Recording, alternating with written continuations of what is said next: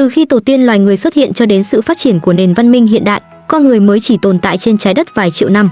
Một khoảng thời gian vô cùng ngắn ngủi nếu so với tuổi đời 4,6 tỷ năm của hành tinh này, chẳng khác nào một cái chớp mắt. Trước khi loài người xuất hiện, trái đất đã từng trải qua vô số thảm họa kinh hoàng.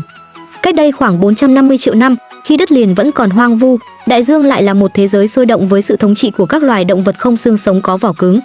Tuy nhiên, không lâu sau đó, khoảng 60% các loài sinh vật đã biến mất hoàn toàn khỏi trái đất. Một giả thuyết gây tranh cãi nhưng thu hút sự chú ý lớn cho rằng nguyên nhân của cuộc đại tuyệt chủng này là do một vụ nổ siêu tân tinh cách trái đất 6.000 năm ánh sáng, tạo ra một vụ bùng phát tia gamma, một trong những dạng năng lượng kinh hoàng nhất mà loài người từng biết đến.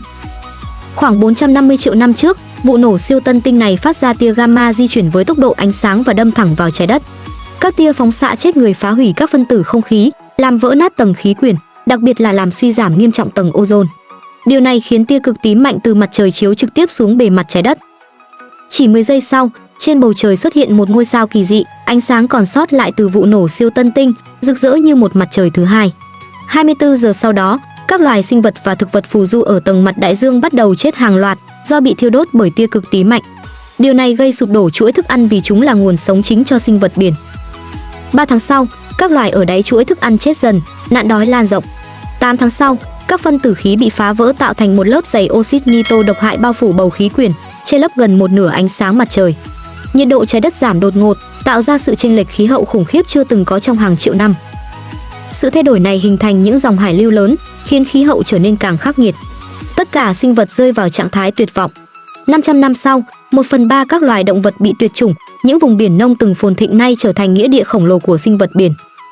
150.000 năm sau thảm họa, bầu khí quyển trở thành một màn sương mù dày đặc, khí hậu tiếp tục lạnh đi, băng tuyết bắt đầu tích tụ ở Nam Cực, hình thành nên những dòng sông băng đầu tiên trong lịch sử trái đất.